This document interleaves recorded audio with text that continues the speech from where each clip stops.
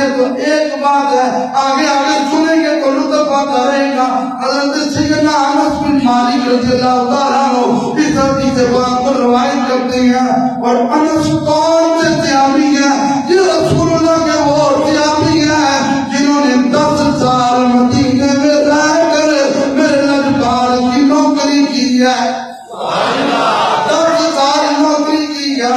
حضرت انس رضی اللہ تعالیٰ عنہ اس حدیث کو روایت کرتے ہیں، یہ صحیح بخاری ہے، یہ بڑی پیاری ہے، یہ سب میں بھاری ہے، یہ ہماری ہے، اور دیکھیں تو یہ بڑی نرالی ہے۔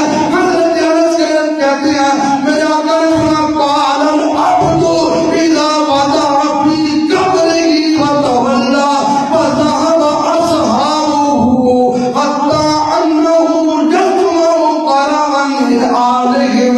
حضرت انس فرماتے ہیں میرے لجپال نے فرمایا جب تم اپنے مرنے والے کو دفن کر لیتے ہو، اوپر مٹی ڈال لیتے ہو، تم واپس چلنا شروع کرتے ہو تو تمہارے جو قدم اٹھتے ہیں، تمہارے جوتوں سے اٹھنے کی آواز تو قبر والا قبر کے اندر سن رہا ہوتا ہے۔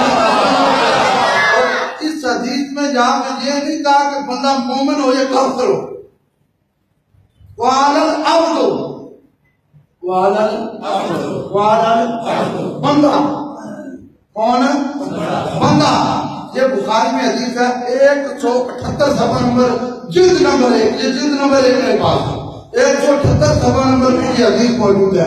میرے لچان نے فرمایا وہ تمہارے جوتوں کے اٹھنے والی آواز کو قبر میں، اگر عام بندے کی زندگی کا یہ عالم ہے